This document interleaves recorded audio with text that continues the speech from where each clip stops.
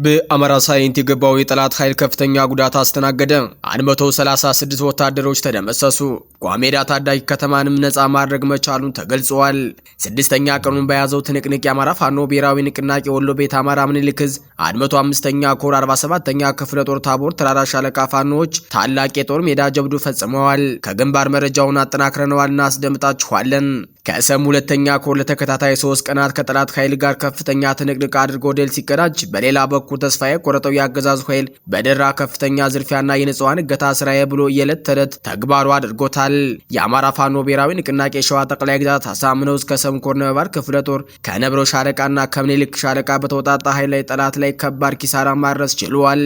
በሁለት የፋኖ ሻለቃ ለሁለት ተከታታይ ቀናት ከወራሪው ኃይል ጋር በተደረገ ለአስጨራሽ ውጊያ ከምስራቅ ሸዋ ዞን አዳማ ወረዳ በሙክዬ ቀበሌ ዘልቀው የገቡት የፋኖ ኃይሎች ወራሪውን ኃይል ላይ ከፍተኛ ጉዳት ማድረስ ችለዋል። አገዛዙ ንጹሃን ኢላማ ያደረገ የጀትና የሄሊኮፕተር ድብደባ ፈጸመ። የብልጽግና አገዛዝ በኦሮሚያ ክልል ምስራቅ ወለጋ ዞን ስር በሚገኙ የአማራ ተወላጆች ብቻ በሚኖሩባቸው የተለያዩ ቀበሌዎች ላይ በጦር ሄሊኮፕተርና በጀት እንዲሁም በሰው አልባ አውሮፕላን የታገዘ ጥቃት በመፈጸም የንጹሃኖችን ሕይወት ቀጥፏል። ተጨማሪ መረጃዎችን ይዘናል እናስደምጣችኋለን። በወልቃይት ጥብቅ ወታደራዊ ስብሰባ ተደርጓል። በወልቃይት ጦሩ ለግዳጅ ተዘጋጅቷል። የሰሜን ምዕራብ ዕዝ ዋና አዛዥ ጀነራል ብርሃኑ በቀለ በወልቃይት ጥብቅ ወታደራዊ ስብሰባ አድርገዋል። ሰላም ጤና ይስጥልኝ የተከበራችሁ የሚዲያችን አድማጭ ተመልካቾች፣ አብራችሁ ስትቆዩ እነዚህንና ሌሎቹ ዝርዝር መረጃዎች በስፋት ታደምጣላችሁ። ቻናሉን ሰብስክራይብ፣ ላይክ፣ ሼር በማድረግ አብራችሁን ቆዩ። በአማራ ሳይንት የገባው የጠላት ኃይል ከፍተኛ ጉዳት አስተናገደ። 136 ወታደሮች ተደመሰሱ።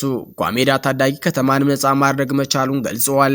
ስድስተኛ ቀኑን በያዘው ትንቅንቅ የአማራ ፋኖ ብሔራዊ ንቅናቄ ወሎ ቤት አማራ ምኒልክ ዕዝ 105ኛ ኮር 47ኛ ክፍለ ጦር ታቦር ተራራ ሻለቃ ፋኖዎች ታላቅ የጦር ሜዳ ጀብዱ ፈጽመዋል። ጓሜዳን ነፃ ማድረግ የተቻለ ሲሆን ወደ ተድባበ ማርያም ቀጠና ለመግባት ተክተልትሎ የተጓዘው የ11ኛ ዕዝ 204ኛ ኮር መካናይዝድና እግረኛ ሰራዊት ከፊትም ከጀርባም ጥቃት ተሰንዝሮበት በርካታ አባላቱ ተነጥቋል። አንበሳ መጫሪያና ተሮሜዳ በተባሉ ቦታዎች የበርካታ ወታደሮች አስከሬን የወደቀ ሲሆን ጠላት አስከሬኑን እንኳን ማንሳት የማይችልበት ሁኔታ ውስጥ እስኪገባ ድረስ በታቦራና አብስት ወታደራዊ የበላይነት ተወስዶበታል።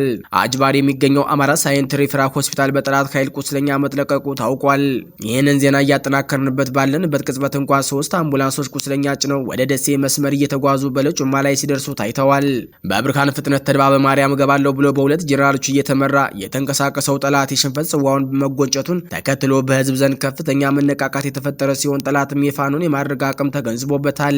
በርካ ድረስ ገባለው በሚል ብሪት በዋሮ ቀጠና በኩል ጭምር ጠላት ተኩስ ቢከፍትም የታቦራና አብስት አሳፍረው መልሰውታል። የአማራ ፋኖ ብሔራዊ ንቅናቄ ወሎ ቤት አማራ ምኒልክ ዕዝ 105ኛ ኮር 47ኛ ክፍለ ጦር ሼህ ሁሴን ጅብሪል ሻለቃም የተወሰነ ኃይል ወደ አማራ ሳይንት በማሻገር በዋሮ ግንባር ያለውን የጠላት ኃይል ከታቦራና አብስት ጋር በመሆን አይቀጡ ቅጣት ቀጠውታል።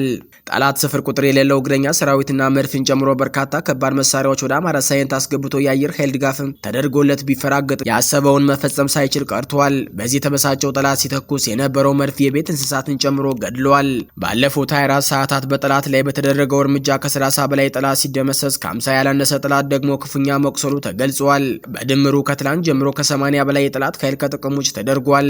እንደ መረጃ ምንጮች ገለጻ ሰሞኑ የተደመሰሱ የጠላት ኃይል ብዛት ድምርም 136 መድረሱን አረጋግጠዋል። የመረጃ ምንጮች አክለውም ይህ የተረጋገጠ መረጃ በየጥሻው ወድቀው የቀሩትን ቁጥር ሳያካትት ነው ሲሉ ገልጸዋል። ከሰም ሁለተኛ ኮር ለተከታታይ 3 ቀናት ከጠላት ኃይል ጋር ከፍተኛ ትንቅንቅ አድርጎ ድል ሲቀዳጅ፣ በሌላ በኩል ተስፋ የቆረጠው የአገዛዙ ኃይል በደራ ከፍተኛ ዝርፊያና የንጹሃን እገታ ስራዬ ብሎ የዕለት ከዕለት ተግባሩ አድርጎታል። የአማራ ፋኖ ብሔራዊ ንቅናቄ ሸዋ ጠቅላይ ግዛት አሳምነው እስከ ሰም ኮር ነበልባል ክፍለ ጦር ከነብሮ ሻለቃና ከምኒልክ ሻለቃ በተውጣጣ ኃይል ጠላት ላይ ከባድ ኪሳራ ማድረስ ችሏል። በሁለት የፋኖ ሻለቃ ለሁለት ተከታታይ ቀናት ከወራሪው ኃይል ጋር በተደረገ ለአስጨራሽ ውጊያ በምስራቅ ሸዋ ዞን አዳማ ወረዳ በሙክዬ ቀበሌ ዘልቀው የገቡት የፋኖ ኃይሎች ወራሪው ኃይል ላይ ከፍተኛ ጉዳት ማድረስ ችለዋል። በተደረገው ለአስጨራሽ ውጊያ የጠላት ኃይል ሰብአዊና ቁሳዊ ኪሳራ ደርሶበታል። ይሄውም አንድ ከአዳማ ወረዳ የመጣ ከፍተኛ አመራር ሲሞት፣ አንድ የሙክዬ ቀበሌ ኮማንደር ፖሊስና አንድ ሚሊሻ ተማርኳል። 5 ያገዛዙ ኃይል ቁስለኛ ማድረግ የተቻለ ሲሆን በምርኮ 2 ክላሽኮፍና 1 ኢንፎርቲ መሳሪያ ገቢ ተደርጓል።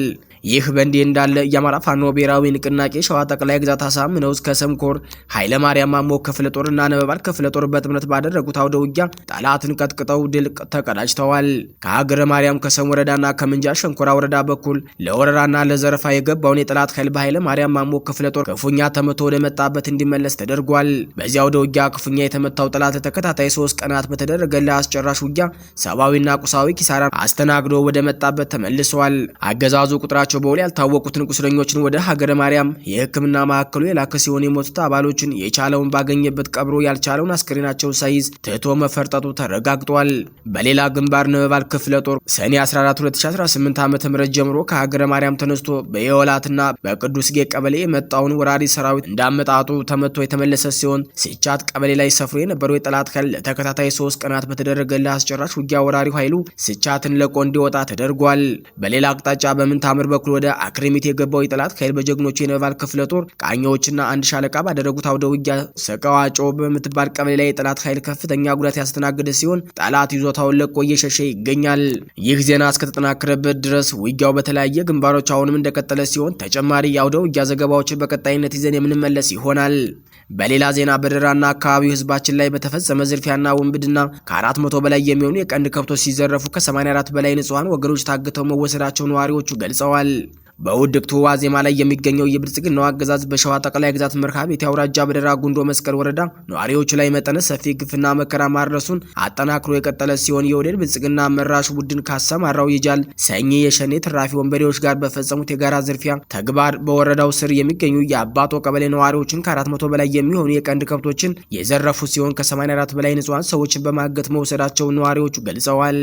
ሰኞ ሰኔ 15 ቀን 2018 ዓ.ም በተፈጸመው የዝርፊያና ያጋች ተግባር እጅግ አሳፋሪ የሚያደርገው ንብረታቸውን ከወራሪው ለመከላከል የጦር መሳሪያ ይዘው የወጡ የአካባቢው ነዋሪዎችን በመነጠልና አንድ ላይ በመሰብሰብ አገዛዙ በፈጸሙ የድሮን ጥቃት ንጹሃኖቹን ኢላማ እንዲሆኑ ተደርጎ 7 ወዲያውኑ ህይወታቸው ሲያልፍ 11 ቁስለኛ ሆነው ሀብት ንብረታቸውን እንዳይከላከሉ ከመደረጉም ባሻገር ግፍ ተፈጽሞባቸዋል።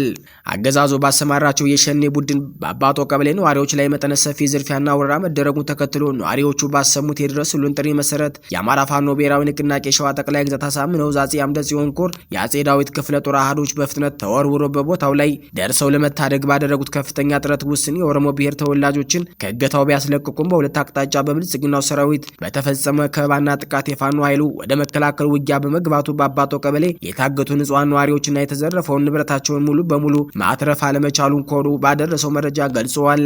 የአማራ ፋኖ ብሔራዊ ንቅናቄ ሸዋ ጠቅላይ ግዛት አሳምነው በተደጋጋሚ ጊዜ ባደረገው የማጣራት ስራ በደራ ጉንዶ መስቀልና አጎራባች ወረዳዎች የሚገኘው የብልጽግና አመራሮች ከሸኔ ቡድኑ ጋር ጥብቅ ቁርኝት እንዳላቸውና የጦር መሳሪያና የተተኳሽ ድጋፍ ጭምርም እንደሚያደርጉላቸው ያረጋገጠ ሲሆን በተጨማሪም በንጹሃን ወገኖች ላይ የሚፈጸሙ እገታና ዘረፋዎች በቅንጅት እንደሚሰሩ ማሳያ መሆኑን ለሰፊው ህዝባችን መግለጽ እንወዳለን ሲል የአማራ ፋኖ ብሔራዊ ንቅናቄ ሸዋ ጠቅላይ ግዛት አሳምነው ህዝብ ግንኙነት መምሪያ አሳውቋል።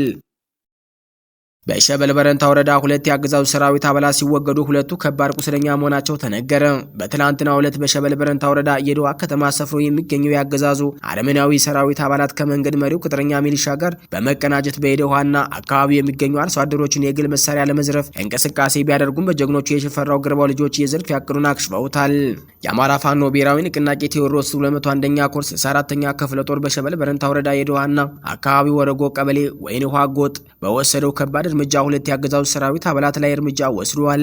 ከነዚህም ውስጥ የ10 አለቃ ማዕረግ ያለው ሻምበል መሪ ሲወገድ 2ቱ የአገዛዙ ሰራዊት አባላት ከባድ ቁስለኛ ሆነዋል። ክፍለ ጦሩ በአገዛዙ ኃይል ላይ በወሰደው ከባድ እርምጃ ተስፋ የቆረጠው የአገዛዙ ሰራዊት አባላት የአካባቢው ማህበረሰብ የቤት በር በመስበር አርሶ አደሮችን ለማዳበሪያ መግዣ ያስቀመጡትን ገንዘብ በመዝረፍ ወደ መጣበት የደዋ ከተማ ተመልሰዋል ሲል የአማራ ፋኖ ብሔራዊ ንቅናቄ ቴዎድሮስ 201ኛ ኮርስ 4ኛ ክፍለ ጦር ህዝብ ግንኙነት ገልጿል። አገዛዙ ንጹሃንን ኢላማ ያደረገ የጀትና የሄሊኮፕተር ድብደባ ፈጸመ። ሀገር አፍራሹና ጸረ አማራው የብልጽግና አገዛዝ በኦሮሚያ ክልል ምስራቅ ወለጋ ዞን ስር በሚገኙ የአማራ ተወላጆች ብቻ በሚኖሩባቸው የተለያዩ ቀበሌዎች ላይ በጦር ሄሊኮፕተርና በጀት እንዲሁም በሰው አልባ አውሮፕላን የታገዘ ጥቃት በመፈጸም የንጹሃኖችን ህይወት ቀጥፏል። ጥቃቱ የተፈጸመው ትናንት ሰኔ 16 2018 ዓ.ም ሲሆን በተለይም በምስራቅ ወለጋ ዞን ጊዳያና ወረዳ አንድ ወዴዲቾ ቀበሌ ልዩ ቦታው አሊ በተባለ መንደር ላይ ቁጥራቸው በውል ያልታወቀ በርካታ ንጹሃን ወገኖች የጥቃቱ ሰለባ ሆነዋል። ጥቃቱ ከተፈጸመበት አካባቢ በግምት 30 ኪሎ ሜትር ርቀት ላይ በሚገኘው በነቀምቴ አየር ማረፊያ መነሻና መንደርደሪያውን ባደረገው የጦር ጄት በተለይም ባሊ ቀበሌ በተፈጸመው ጥቃት ሕይወታቸው ካለፈ ንጹሃኖች በተጨማሪ የቆሰሉ ወገኖች ወደ አንገርጉትን ከተማ ተወስደው እንዳይታከሙ መከላከያ ሰራዊቱና የገዳ ኮማንዶ መንገድ በመዝጋት ጭምር አረመኔያዊ ድርጊት ፈጽመዋል። በተመሳሳይ በዞኑ ዋጃ ተብሎ በሚጠራው አካባቢ አገዛዙ በንጹሃኖች ላይ በጦር ሄሊኮፕተር ታግዞ ፈንጅ ሲወረውር ውሏል። በአካባቢው መደበኛ የኔትወርክ አገልግሎት በመቋረጡ የደረሰውን ሰብአዊ ጉዳት በውል ለማወቅ አልተቻለም። በተመሳሳይ ጉልማ ተብሎ በሚጠራው አካባቢ በጦር ጀትና በሰው አልባ አውሮፕላን የታገዘ ድብደባ ሲፈጸም የዋለ ሲሆን በዚህም በእርሻ ስራ ላይ የነበሩ አርሶ አደሮች ጭምርም የጥቃቱ ሰለባ መሆናቸው ታውቋል።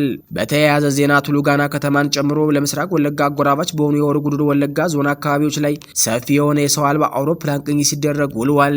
በወልቃይት ጥብቅ ወታደራዊ ስብሰባ ተደርጓል። በወልቃይት ጦሩ ለግዳጅ ተዘጋጅቷል። የሰሜን ምዕራብ ዕዝ ዋና አዛዥ ጀነራል ብርሃኑ በቀለ በወልቃይት ጥብቅ ወታደራዊ ስብሰባ አድርገዋል። በስብሰባው ኮሎኔል ደመቀን ጨምሮ በአማራ ክልል ስር የተዋቀረውን አስተዳደር የሚመሩት አመራሮች እንደተገኙ ታውቋል። በተጨማሪም በምክትል አስተዳደር ርዕሰ ማዕረግ የአስተዳደር ጉዳዮች ክላስተር አስተባባሪ ዶክተር አማኑኤል ፈረደ፣ የምዕራብ ዕዝ ዋና አዛዥ ብርጋዴር ጀነራል አማረ ባታ፣ የዞን ዋና አስተዳዳሪ አቶ አሸተ ደምለው ተሳታፊ ነበሩ። በወልቃይት ቀጠና የህወሓት ኃይሎች ጥቃት ሊከፍቱ ይችላሉ በሚል በሚሰጋበት በዚህ ወቅት የተደረገው ይህ ስብሰባ በወቅታዊ የጸጥታ ሁኔታዎች ዙሪያ ትኩረት ያደረገ ምክክር ማድረጋቸው ነው የታወቀው። የዞኑ የሰላምና ጸጥታ ምክትል ኃላፊ አቶ ጌታቸው ሙሉጌታ የባዕዳና ባንዳ የሚል መነሻ ጽሑፍ ያቀረቡ ሲሆን በጽሑፋቸውም ጠላት ሲሉ የጠሩት ኃይል ከውስጥና ከውጭ ኃይሎች ጋር በመሆን አገር ለማፍረስ እየሰራ ነው የሚል ውንጀላ አቅርበዋል። በዚህ ስብሰባ ላይ በአካባቢው ያለው ኃይል ለግዳጅ መዘጋጀቱም ገለጻ ተደርጓል። ለግዳጅ የተዘጋጀ የፖሊስና የሚሊሻ ጥምር ኃይል በበቂ ሁኔታ አለ የተባለ ሲሆን በግዳጅ ያሉ የሚሊሻ አባላትም የተሰጣቸውን ግዳጅ በአግባቡ እየተወጡ ነው የሚል ግምገማም ቀርቧል።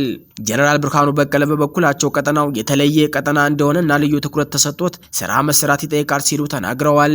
የተከበራችሁ ውድ አድማጭ ተመልካቾቻችን የዕለቱ አበይት ዜናዎች እስካሁኖቹ ነበሩ። በሌላ የዜና ሰዓት እስከምንገናኝ ጤና ይስጥልኝ።